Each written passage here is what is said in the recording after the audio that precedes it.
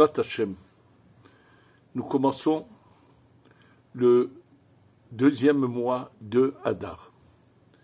Et là, ça va être une opportunité pour nous, d'une manière personnelle, mais d'une manière globale également, de faire que le cours de la vie change et que toutes les souffrances disparaissent et que la joie et le bonheur, la délivrance viennent au plus tôt vers nous.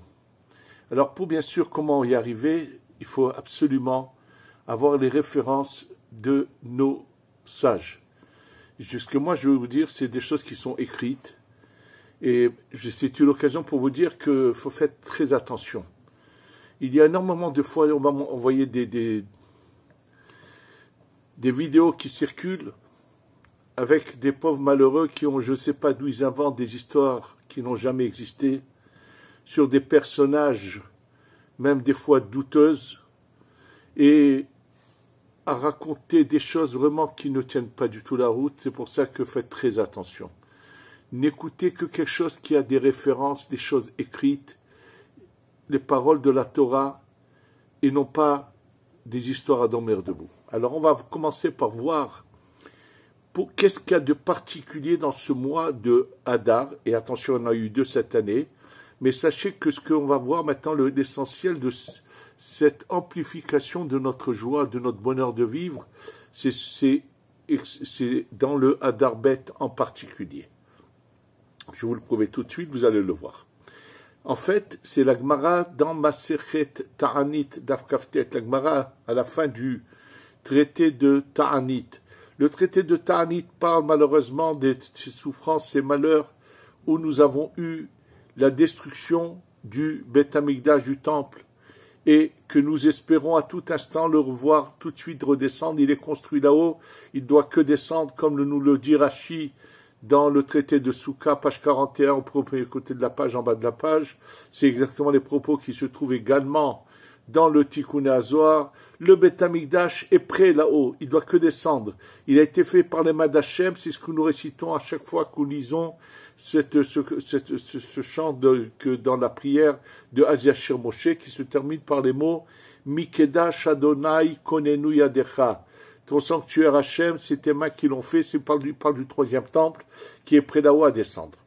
Alors cette Masechet qui nous parle donc de tout cela, et ce qui est très surprenant, c'est que c'est dans cette Masechet-là, dans de Ta'anit, qui parle de toutes les souffrances que nous avons eues, et que nous devons nous souvenir tous les jours de notre vie, que nous n'avons pas encore le Beth Amikdash.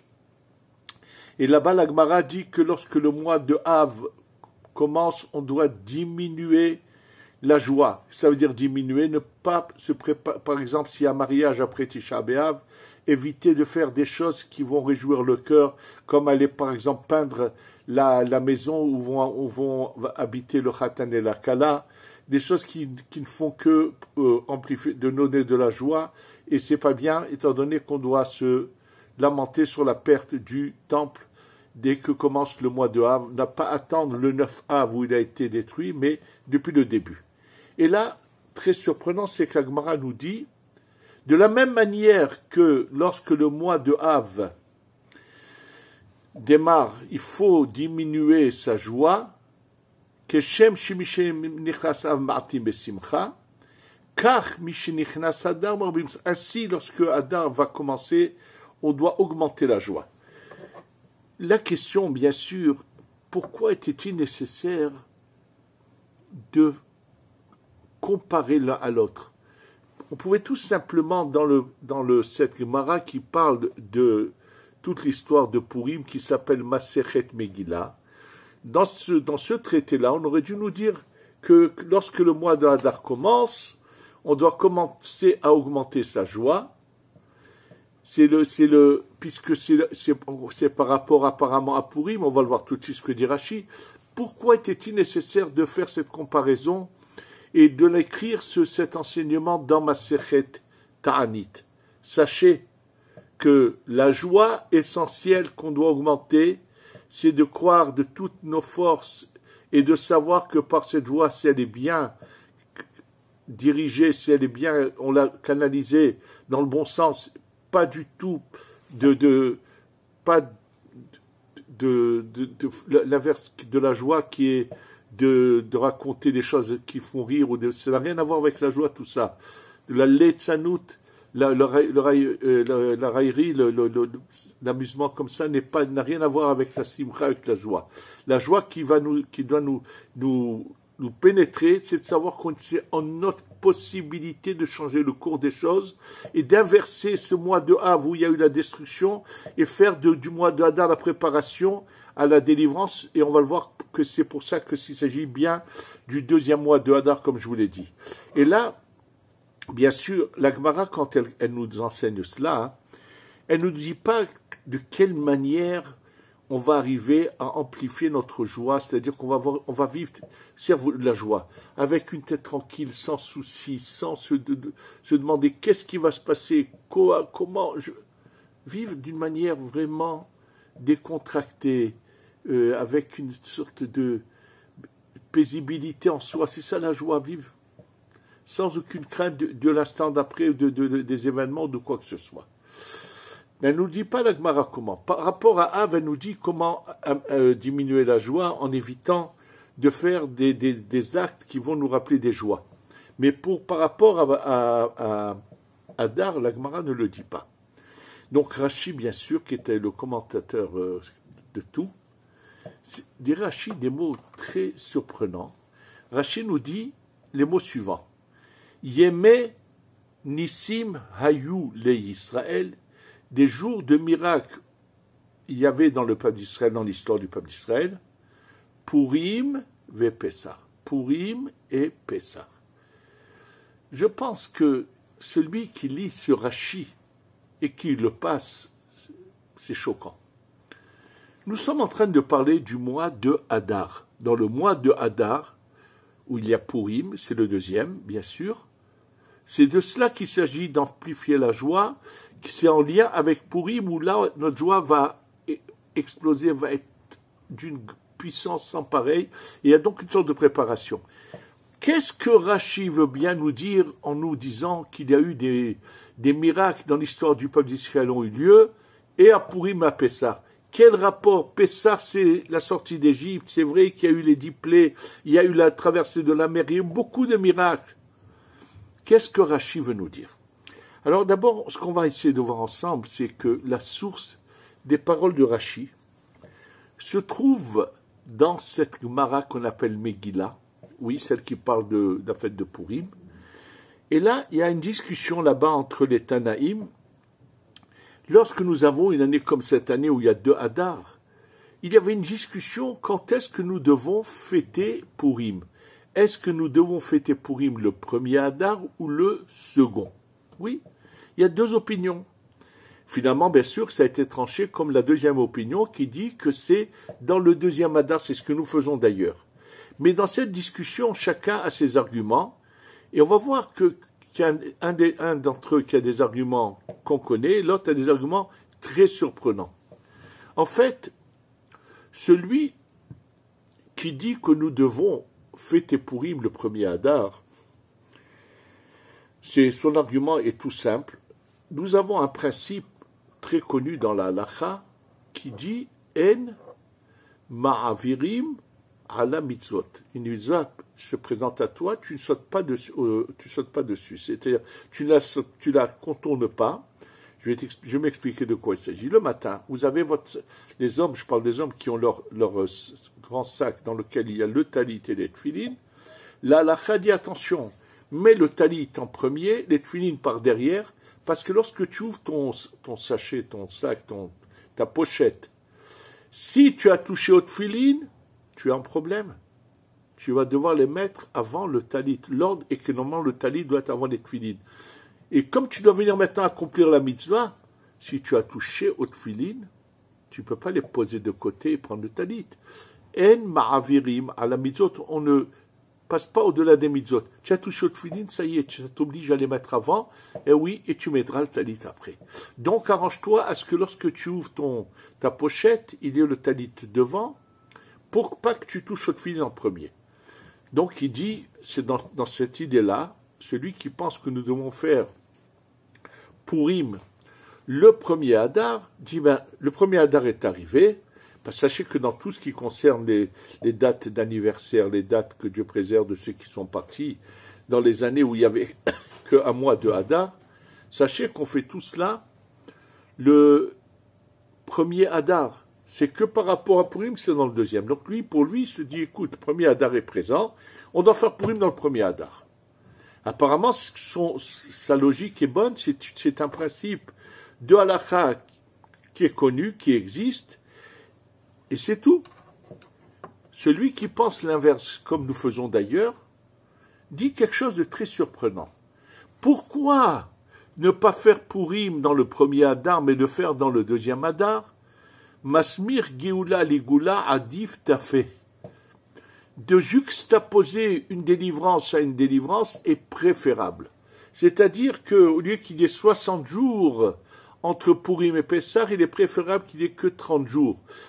Comme c'est important qu'elle soit juxtaposée, donc c'est pour ça qu'on fait Purim dans le deuxième Hadar. Et ça, c'est surprenant.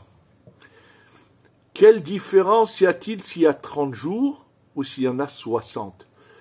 Quand on nous dit que, par exemple, dans l'office du matin, lorsque nous récitons ce passage qui se trouve juste avant de faire la Hamida, avant la Shmona Esrei, nous disons, qui se termine, qu'on commence par Vayatziv, Ezra Tavotenu, qui se termine par les mots Baruch Ata Hashem Gaal Yisrael. C'est marqué qu'il faut immédiatement après le mot Gaal Yisrael dire Hashem Sefatah et Tiftar, enchaîner directement sur la Hamida. Il ne faut pas qu'il y ait, pour pas dire Gaal Israël, laisser un peu passer et continuer. Il faut, c'est être sommet Goula d'Ikfila, faire que ce Gaal Israël qui la délivre, les mots qui veut dire qui a délivré Israël, soit immédiatement juxtaposé à la Hamida. Donc il n'y a pas d'espace, c'est normal, on doit mettre l'un à côté de l'autre. Ça, je le comprends. Mais là, qu'est-ce que ça veut dire faire juxtaposer une délivrance à l'autre? Il ne s'est pas collé, c'est 30 jours ou 60 jours. Comment se fait-il? Quelle différence y a-t-il si c'est 30 ou 60? Et la meilleure, c'est que la halakha a été tranchée comme cela. Donc là, nous sommes devant... Bon, on voit qu'il y a quelque chose qui fait qu'il y a un lien entre Purim et Pessah. Donc ce que Rashi dit dans Masechet Ta'anit, sa source se trouve, oui, dans Masechet Megillah, dans le traité de Megillah, d'Avav page 6, au deuxième côté de la page, dans cette Mishnah qui parle de cela, des deux rabbanim qui s'affrontent là-dessus. Mais ça nécessite compréhension. Alors, pour comprendre cela, on va utiliser un autre texte dans la Gemara qui se trouve dans le traité de Shabbat, Masechet Shabbat, Daf Pechet, page 88.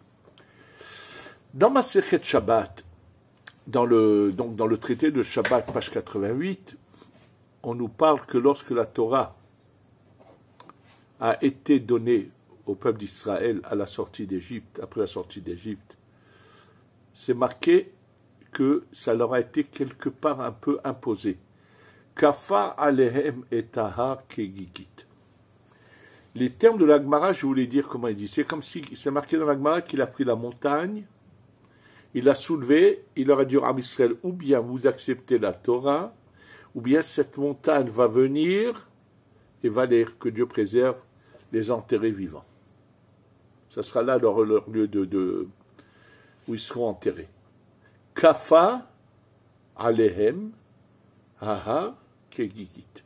Il a mis sur eux, il a imposé sur eux la montagne comme une grande bassine qui... Bon, il leur a dit où ils acceptent. Et la Gemara dit que depuis cette époque-là, en fait, quand les gens, après que la Torah ait été donnée au mont Sinaï, jusqu'à l'époque de Purim que nous allons voir, celui qui après sa mort était jugé là-haut, il avait un argument. Akadosh Baruch Hu, tu nous as imposé. Tu me juges sur quelque chose que tu as imposé. Et la Gemara de nous dire attention, cet argument et cette imposition de force n'a duré que depuis l'époque du mont Sinaï jusqu'à l'histoire de la délivrance de Purim lorsque Haman a été tué avec tous les ennemis, et que Mordechai est devenu un peu le dirigeant du peuple d'Israël. Il faut savoir qu'à ce moment-là, dans toutes les communautés, où qu'elles soient dans le peuple d'Israël, des envoyés ont été et ont parlé, et dans toutes les communautés, ils se sont réunis, ils ont tous pris l'engagement et ils ont tous dit Akadosh Baruch Hu, maître de l'univers, Ribono Shel Olam, notre Dieu, sache que la Torah, nous la voulons, nous, par désir. C'est pas, tu nous as rien imposé, ça n'existe plus que cette idée que tu nous as imposé quelque chose. Ça a été l'ensemble du peuple d'Israël, puisque les décrets d'extermination de Haman avaient été envoyés dans tous les endroits où se trouvaient les communautés juives. Elles n'étaient pas étalées dans le monde entier. Elles étaient là-bas dans l'endroit où se trouvait Achashverosh, et dans encore quelques régions, mais ils n'étaient pas éparpillés dans le monde entier comme aujourd'hui, ils étaient dans certains endroits, donc ça a été facile ils ont vu les décrets, ils ont vu la délivrance, et là il y a eu un consensus qui a été organisé, où tous d'une manière unanime, partout, personne n'a dit l'inverse, tout le monde a proclamé Akadosh Baruch Hu, nous sommes contents d'avoir la Torah et nous sommes contents de l'appliquer. Rien ne nous a été imposé, c'est de notre propre volonté. C'est ce que la Gemara dit, Adar Kibloua Bimei Achashverosh. C'est-à-dire qu'à l'époque de Achashverosh, après l'histoire, le peuple d'Israël dans son entier a voulu la Torah de plein désir. Et là, Rashi dit des mots très intéressants. Et oui, combien de merveilles se trouvent dans les mots de Rashi si on sait les examiner, les réfléchir et non pas lire ça comme si on est passé à côté des choses. Il dit Rashi, pourquoi le peuple d'Israël, à la suite de l'histoire de Haman qui a été anéanti, la délivrance avec Mordechai et Esther, ont décidé d'une manière unanime de vouloir appliquer la Torah de plein gré, par désir, par amour d'Akadosh Baruch Hu, dit Rashi, mi pene ahavat anes, par l'amour du miracle. Ce sont les mots de Rashi. Ça veut dire que le miracle qui s'est passé à l'époque de Mordechai et Esther a eu un tel impact sur le Ham Israël qu'il a fait que chacun a eu un amour particulier pour Hachem, pour Dieu, pour Akadosh Baruch Hu, et veuille appliquer la Torah par plaisir, par désir, de plein gré. Question qui doit nous sauter aux yeux immédiatement. Il y a eu un miracle, c'est vrai, en fait, le miracle est que Mordechai a un jour entendu un complot qui se faisait contre Achashverosh. D'abord que Esther était choisie comme reine, qu'il y a eu un jour un complot déjoué grâce à Mordechai, et ça a été écrit dans les annales de Achashverosh, et il n'a rien fait comme pour récompenser, et que juste au moment où Haman veut aller mettre en application son plan de pendre Achashverosh, de pendre Mordechai, et qu'il a déjà eu l'accord de Achashverosh d'exterminer, que Dieu préserve, tout le peuple d'Israël. À ce moment-là, le roi a une insomnie, il demande qu'on lise le livre des événements, il se rend compte qu'on n'a pas redonné à Mordechai, et fait que finalement le roi se renverse complètement en faveur de Mordechai, fait pendre Haman, et donc, c'est vrai, des événements, bon, il y a eu un miracle, mais c'est vrai, il y a eu un miracle, rien d'extraordinaire, c'est vrai, il y a le cours des choses qui se sont faites, c'est-à-dire qu'il y a eu des choses qui sont venues se mettre en même temps, qui ont fait qu'on soit sauvé d'une manière qu'on pourrait appeler un miracle, puisque, attention, rien ne s'est fait de manière spectaculaire. Or, à la sortie d'Égypte, il ne faut pas oublier que pendant 1 an, avant la sortie d'Égypte, le peuple d'Israël assiste à 10 miracles spectaculaires. Les plaies, les 10 plaies, l'eau qui devient du sang, les ténèbres, 10 plaies spectaculaires. Ils sortent d'Égypte 7 jours après un phénomène que nous mentionnons tous les jours dans nos prières, la traversée de la mer. Mais quel miracle! Et on nous dit, après tous, ensuite ils vont un peu dans le désert, ils n'ont pas d'eau, il y a de l'eau mais elle est pas bonne. Moshe, quoi on appelle ça, adoucit l'eau. Après ils n'ont pas d'eau, Moshe fait sortir de l'eau d'un rocher, là à ce moment-là on lui demande de frapper sur le rocher. Combien de choses spectaculaires ont vu le Ham Israël? Tous ces miracles spectaculaires ne leur a pas donné envie de recevoir la Torah de plein gré par amour et désir. Il a fallu qu'on leur impose. Et lorsque ce miracle de Purim, ça leur a donné envie de recevoir la Torah par plaisir, par amour, par désir. Ça nécessite compréhension, tout cela. Sachez que celui qui a, un de ceux qui nous ont mis en relief ces problèmes-là, cette explication que je vais vous dire tout de suite, il y a le Rabbi Levi Yitzhak Mibarditchev dans son livre Kedushat Levi. Il a plusieurs chapitres que pour Purim. Ça a été ensuite repris bien sûr par le Béné Issachar, Rav Tzvi Elimelech de Dinov, dans son livre Béné Issachar. Il y a 2 formes de miracles. Il y a des miracles spectaculaires où la nature change. Ça s'est passé quelquefois dans l'histoire, comme l'histoire de la sortie d'Égypte. Ça va se passer également à l'époque de Yehoshua, lorsqu'il dit au soleil de continuer, de ne pas de changer son orbite et de rester, que la journée se prolonge.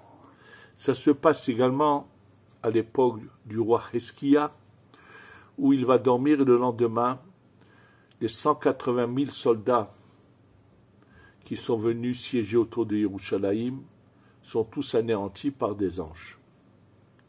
Oui, il y a eu à plusieurs reprises dans l'histoire des choses spectaculaires qui se sont passées, c'est vrai. C'est ce qu'on appelle Nissim Glouyim, des miracles que tout le monde peut voir. Je vous pose une question. Combien dans le monde de gens espèrent, s'imaginent qu'il va tout d'un coup se passer quelque chose? C'est-à-dire, par exemple, actuellement, nous sommes en guerre avec, d'un côté, on a à Gaza le Hamas, avec ces barbares, ces bandits, ces cruels, ces vrais nazis. Oui. On a également le Hezbollah, on a l'Iran, il y a M. Poutine, il ne faut pas croire qu'il nous aime, bien au contraire. Est-ce que quelqu'un s'imagine un instant, tout d'un coup, avoir un ange descendre, aller à Gaza, en finir avec tous ces barbares, ces nazis, et ramener nos prisonniers, va ensuite aller s'occuper de Nasrallah, va ensuite aller s'occuper de l'Iran, et bon, ou tout à la fois. Personne n'espère que quelque chose comme ça se passe, pas du tout. Pourquoi? C'est arrivé, oui, mais c'est des choses qui n'arrivent pas à tout moment. La meilleure preuve est que le peuple d'Israël, après l'année entière de miracles qu'ils ont vus en Égypte, après quelques jours, quand ils sont devant la mer, quelle est leur réaction? Moshe, il n'y avait pas assez de tombes en Égypte pour nous emmener ici. Pourquoi? Oui, il y a eu des miracles spectaculaires. Oui, il y avait un mérite de Avraham, Yitzhak et Yaakov. C'est fini ce mérite. Ce n'est pas des choses que quiconque espère voir de nouveau. Par contre, un miracle caché dans la nature, ça, tout le monde peut l'espérer. Moi, je me rappelle de cette période, puisque c'était dans ma jeunesse, lorsqu'il y a eu la guerre des 6 jours. C'était un miracle, mais inimaginable. Ceux qui il faudrait relire, il faudrait que vous sachiez que nous étions dans une phase terrible. Et là, je vais vous raconter un témoignage que m'a dit un rav qui s'appelle le Rav Gedalia Rabinovitch, qui pendant une certaine période a été à Washington. Et là, il a rencontré près des bureaux du gouvernement américain quelqu'un qui avait un magasin où on vendait des boissons, légères, alcoolisées, toutes sortes de boissons. Et de manière régulière, tous les employés des ministères venaient se boire là-bas. Et avant la guerre des 6 jours, ils ont carrément dit c'était un juif qui avait ce magasin, ils ont dit clairement que l'Amérique n'a pas l'intention de se mêler, et que pour eux c'était une évidence que ça allait être, que Dieu préserve, une hécatombe. Il y avait plusieurs pays déjà prévoyaient d'envoyer des bateaux pour récupérer les rescapés, les juifs rescapés, les sortir d'Israël et les ramener dans l'exil. Oui, bien sûr, c'était presque quelque chose d'accepté par l'ensemble du monde. Oui, comme il y en a qui pensaient en coulisses que Hitler n'a pas fini, va se finir maintenant. Oui, malheureusement. Et là, il s'est passé qu'une petite armée contre je ne sais pas combien de pays. Il n'y avait pas seulement la Syrie, la Jordanie et l'Égypte. Les Irakiens avaient envoyé leurs soldats en Jordanie. Bref, il s'est passé ce miracle qui était pas en dehors de la nature, mais caché dans la nature. Sachez que ça, chacun qui réveille en lui sa émouna, sa croyance en Dieu, et croit dans ces miracles. Il y en a qui, tous les jours, quand ils vont au travail, ne pensent pas un instant que c'est par leur intelligence qu'ils vont réussir dans leurs affaires, mais vont avec la Emouna Pshuta. J'ai vu combien de fois des femmes à qui on avait annoncé qu'à l'ultrason, j'en ai vu plusieurs, attention, que leur bébé aurait ça et ça et ça. Ces femmes-là n'ont eu une chose sans en tête. On posait la question à des rabbinim qui leur ont affirmé que le bébé sera parfait. Elles ont eu cette confiance aveugle, cette croyance qu'on pourrait dire aveugle, c'est pas aveugle, c'est une bonne croyance que eux sont les représentants d'Hachem, et c'est ce qu'elles ont vu. Contrairement à ce que les médecins croyaient, les bébés sont sortis parfaits. Je vais vous raconter quelque chose que j'ai vu. Un jour est venu me voir un monsieur de la région de Netivot où se trouvait Baba Saleh, un vieux juif marocain avec sa femme, et il m'a raconté que lorsque sa femme était en grossesse,